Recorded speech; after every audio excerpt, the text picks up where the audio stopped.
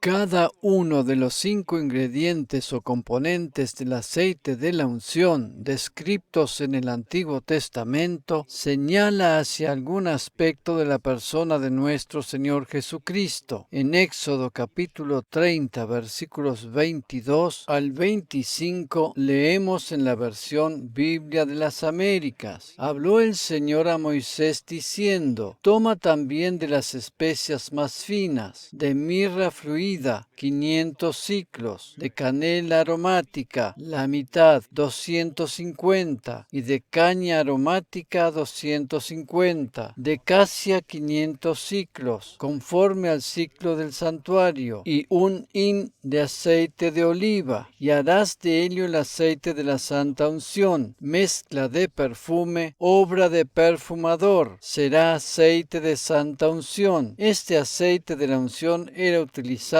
para ungir a los sacerdotes que ministraban en el tabernáculo, como así también todos los implementos que había dentro de él. En la enseñanza de hoy vamos a meditar acerca del significado de la canela en relación a la persona de Jesús. Como ya habíamos considerado anteriormente, la mirra, con su sabor amargo y su olor dulce, representa los amargos sufrimientos de Jesús en la cruz para otorgarnos la dulzura de la salvación y los beneficios de su gracia. El segundo de los componentes del aceite de la unción es la canela, y más precisamente la canela aromática. Esta nos habla de la belleza de Jesús. La mayoría de nosotros conocemos el olor y el sabor de la canela y generalmente la asociamos con algo agradable, tanto al olfato como al paladar. La canela se utiliza preferentemente molida en postres, pasteles, dulces, etc. y entera se emplea para adornar y sazonar algunos platos. En muchos países es bien conocido su uso en infusiones y tiene también propiedades medicinales. La canela que todos nosotros conocemos, de color rojo amarillento, olor muy aromático y sabor agradable, se obtiene al raspar la corteza interna de las ramas del canelo o árbol de la canela, el cual es un árbol de hoja perenne de 10 a 15 metros de altura, procedente de Asia. Este árbol esparce un aroma muy agradable e intenso a todo su alrededor. De la misma manera Jesús, quien no solo es un olor agradable a su Padre Celestial por su obra perfecta en la cruz, sino que también esparce su aroma agradable entre nosotros a través de su presencia. Como ya habíamos visto en enseñanzas anteriores, las 4 especias que se utilizaban en el Antiguo Testamento para fabricar el aceite de la unción tienen un paralelo simbólico con la persona de Jesús en los 4 evangelios del Nuevo Testamento. Por ejemplo, el Evangelio de Mateo, que hace especial énfasis en los sufrimientos y la muerte de Jesús, podría ser asociado con la mirra, que al igual que el significado de su nombre es muy amarga. Los evangelios de Marcos y Lucas, que describen mayormente a Jesús como siervo ministrando y haciendo bien a las personas que estaban en necesidad, podrían ser asociados con la canela y la caña o cálamo, las cuales son muy aromáticas, dulces y de sabor agradable. Y por último, el Evangelio de Juan, que describe especialmente la santidad de Jesús como Hijo de Dios, podría ser asociado con la casia que, aunque se parece a la canela, su aroma y su sabor son mucho más intensos. El Evangelio de Marcos, que nos muestra especialmente a Jesús como siervo haciendo bien por donde quiera que iba, puede ser asociado con la canela por el olor agradable que esparce a su alrededor. La Biblia dice que Jesús vino al mundo para servir y no para ser servido. Él esparcía la fragancia celestial a través de su servicio. Como dije anteriormente, el canelo o árbol de la canela es un árbol frondoso de hojas perennes, siempre verdes y muy brillantes. La Biblia dice que Jesús es el árbol de la vida. Si nosotros estamos en él, somos como ese árbol plantado junto a arroyos de agua, que da su fruto a su tiempo, y su hoja no cae, del cual nos habla el Salmo 1. Allí en el versículo 3 leemos: será como un árbol firmemente plantado junto a corrientes de agua, que da su fruto a su tiempo, y su hoja no se marchita. En todo lo que hace prospera. Biblia de las Américas. El árbol de la canela, con sus hojas perennes y siempre verdes, nos hace recordar al árbol que es mencionado en este salmo, el cual describe la vida del creyente. Cuando tenemos a Jesús, exhalamos su aroma y su hermosura por donde quiera que vamos, y a pesar de que pasen los años y nuestro cuerpo exterior se vaya desgastando, habremos de ser renovados interiormente e iremos de gloria en gloria hasta llegar al momento en que seamos transformados en cuerpos incorruptibles, ya sea por medio del arrebatamiento o de la resurrección. El árbol de la canela nos habla de la belleza de nuestro Señor Jesucristo. El Salmo 45:2 dice de él: eres el más hermoso de los hijos de los hombres, la gracia se derrama en tus labios, por tanto Dios te ha bendecido para siempre. Biblia de las Américas. Cuando tenemos a Jesús y recibimos la revelación de su favor inmerecido, exhalamos su perfume y derramamos su gracia por doquier. Cuanto más escuchemos el mensaje del Evangelio de la gracia, tanto más bendecidos seremos. Amén.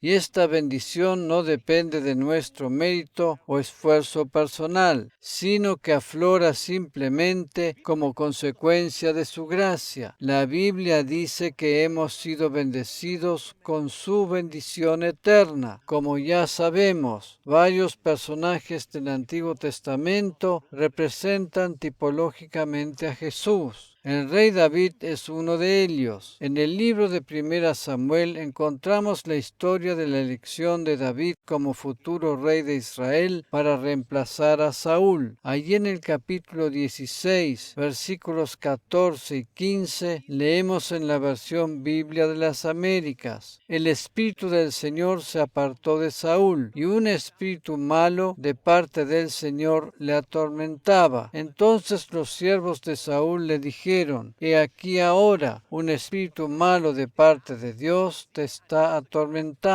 En primer lugar, debo volver a aclarar, como ya lo he hecho en repetidas oportunidades, que esta expresión no significa que Dios fuera el causante, sino que Él simplemente permitía que esto sucediera. Hay una gran diferencia entre causa y permiso. Los espíritus malos son ángeles caídos, aquellos que originalmente eran santos, pero que deliberadamente se rebelaron, juntamente con Satanás, en contra de Dios. Cuando Satanás, en aquel entonces todavía Lucifer, fue expulsado de la presencia de Dios, arrastró consigo 1/3 de las huestes celestiales, las cuales habían sido originalmente también creadas por Dios. Todos los seres espirituales son creación de Dios, pero una cantidad de ellos, impulsados por Lucifer, se rebelaron contra él y se convirtieron en los actuales demonios o espíritus malignos. Afortunadamente, la gran mayoría de ellos, a saber 2/3, se mantuvieron fieles a Dios y son los que están al servicio de los creyentes, como lo describe el pasaje de Hebreos capítulo 1 versículo 14. ¿No son todos ellos espíritus ministradores enviados para servir por causa de los que heredarán la salvación? Biblia de las Américas. Continuemos leyendo el pasaje de 1 Samuel capítulo 16. Allí en los versículos siguientes leemos: ordene ahora nuestro Señor a sus siervos que están delante de ti, que busquen un hombre que sepa tocar el arpa, y cuando el espíritu malo de parte de Dios esté sobre ti, él tocará el arpa con su mano y te pondrás bien. Entonces Saúl dijo a sus siervos: buscadme ahora un hombre que toque bien y traédmelo. Y respondieron respondió uno de los mancebos y dijo: He aquí, he visto a un hijo de Isaí, el de Belén, que sabe tocar, es poderoso y valiente, un hombre de guerra, prudente en su hablar, hombre bien parecido, y el Señor está con él. Biblia de las Américas. Como sabemos, por lo que continúa diciendo el relato, este joven era David. De esa manera, David, siendo aún muy joven, llegó a estar delante de la presencia del rey y tocaba el arpa para él cada vez que se sentía deprimido, y esto le concedía un alivio. Por lo que nos dice la Biblia, sabemos que más tarde David llegó a ser el rey de Israel, pero por sobre todas las cosas, él se mantuvo siempre siendo un adorador. Hay detalles muy interesantes en este último versículo que no deberían ser pasados por alto. Hay una cantidad de atributos que describen su persona, los cuales son válidos también para Jesús. Entre todos esos atributos es mencionado que David era un joven de buen parecer. Como sabemos, la simbología del Antiguo Testamento nos habla una y otra vez de la persona de Jesús. En este caso, David mismo representa tipológicamente a Jesús. Lo que la Biblia dice acerca de David puede ser atribuido a Jesús. El término que el original hebreo utiliza en el versículo 18 para describir a David como un joven de buen parecer es Toar, Strong H 8389, y de acuerdo al diccionario bíblico Strong en español significa literal o figurativamente hermoso, lindo, de buena apariencia en su figura y forma. La palabra nos dice que Jesús es el más hermoso de los hijos de los hombres. En otras palabras, aunque David era un joven hermoso y de buen parecer, Jesús todavía lo supera. ¿Cómo podemos descubrir la belleza de Jesús y aplicarla a nuestra vida diaria? Todos nosotros hemos presenciado alguna vez la escena de una boda cuando la novia va camino al altar con su rostro cubierto por un velo, y cuando, al llegar allí, el novio levanta ese velo para besarla, ¿verdad? Podríamos decir que la belleza del rostro de la novia se puede apreciar completamente cuando el velo es quitado de en medio. De la misma manera es con nuestro Señor y Salvador. Podemos apreciar su completa belleza cuando el velo de la ley es quitado de en medio.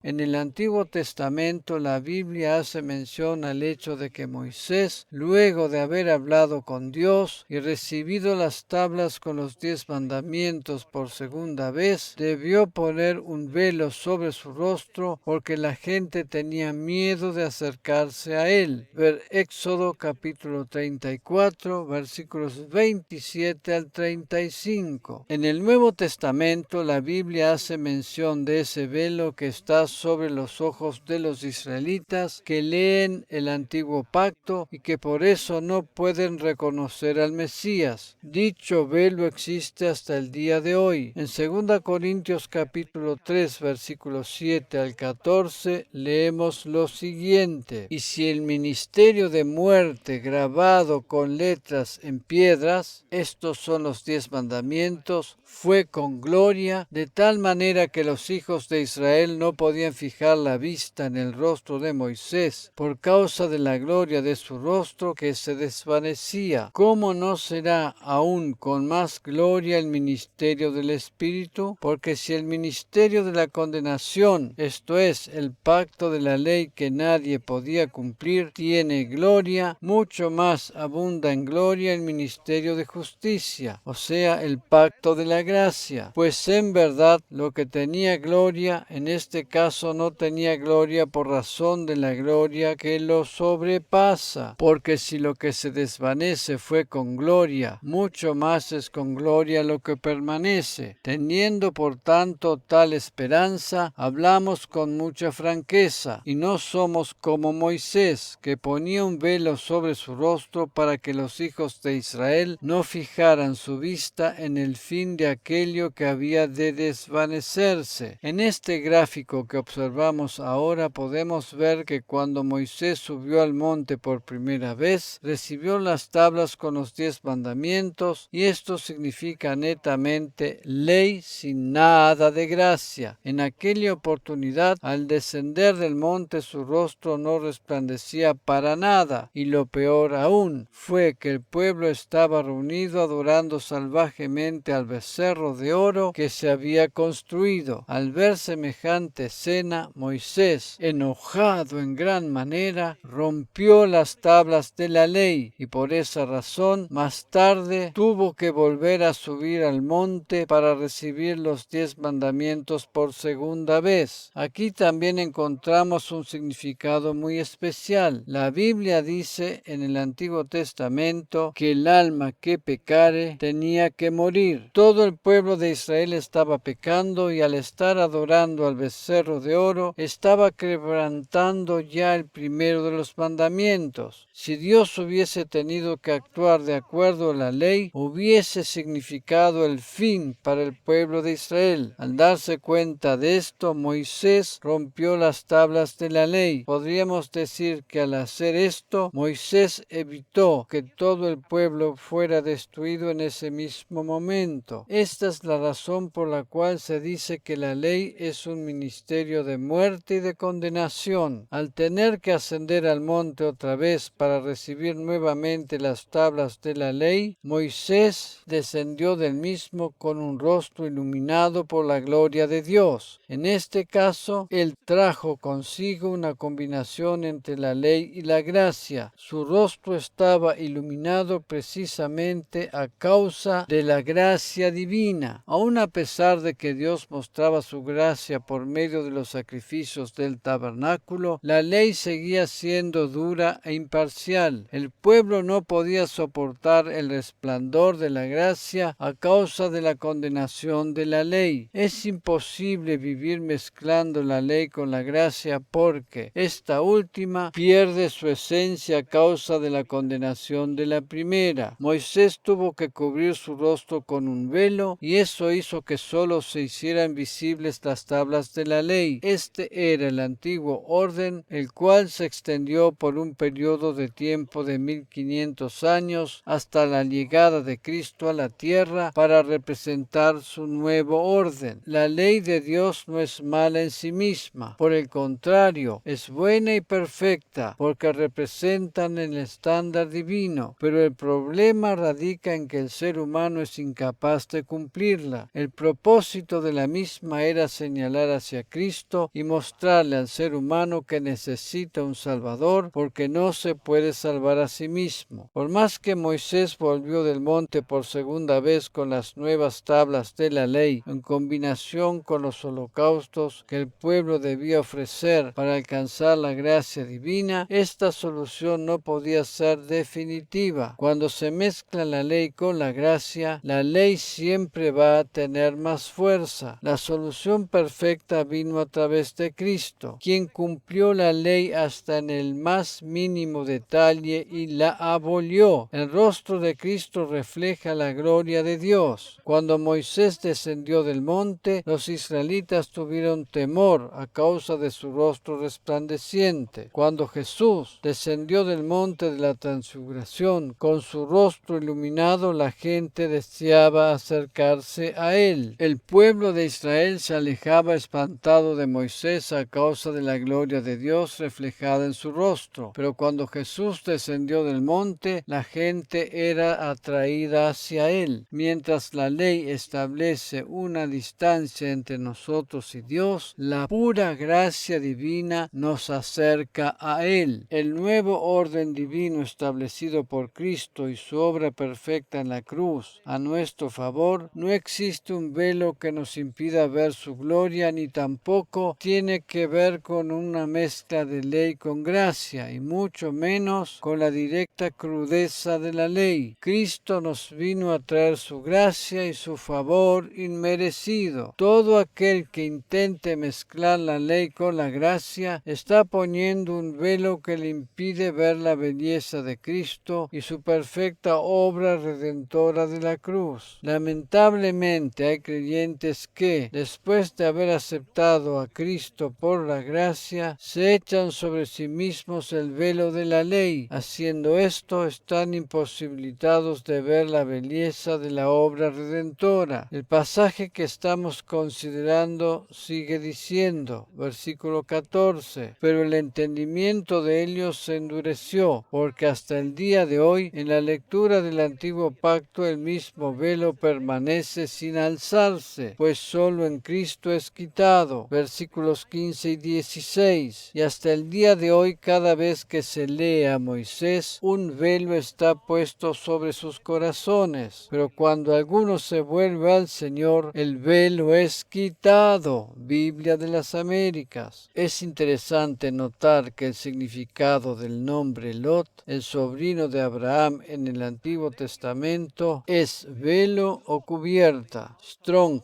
H. 3874. La historia que nos relata el Antiguo Testamento en relación a este personaje es que le ocasionó a Abraham una serie de problemas. La Biblia también nos dice que Abraham pudo ver claramente lo que Dios le había prometido recién cuando se separó de su sobrino Lot. En Génesis capítulo 13, versículos 14 y 15 leemos en la versión Biblia de las Américas: y el Señor dijo a Abraham después que Lot se había separado de él: alza ahora los ojos y mira de este lugar donde estás hacia el norte y el sur, el oriente y el occidente, pues toda la tierra que ves te la daré a ti y a tu descendencia para siempre. Estamos en condiciones de ver claramente la herencia que tenemos en Cristo recién después que el velo de la ley es quitado de nuestros ojos. En Gálatas capítulo 4 versículo 7 leemos lo siguiente: por tanto, ya no eres siervo, sino hijo, y si hijo, también heredero por medio de Dios. Biblia de las Américas. Solo cuando tenemos revelación de que fuimos hechos hijos de Dios por medio del sacrificio de Cristo a nuestro favor, que ya no somos más siervos, que tenemos que cumplir la ley, podemos estar en condiciones de ver claramente la herencia que poseemos en Él. Jesús le dijo a la iglesia en la Odisea que le era necesario ungir sus ojos con colirio para poder ver. La Biblia dice que hemos sido ungidos con la unción del Santo de Cristo, y esto no es para que podamos distinguir mejor la ley. Es más, la unción tiene que ver con la gracia divina y con la persona de Jesús y su favor inmerecido para con nosotros. No necesitamos unción para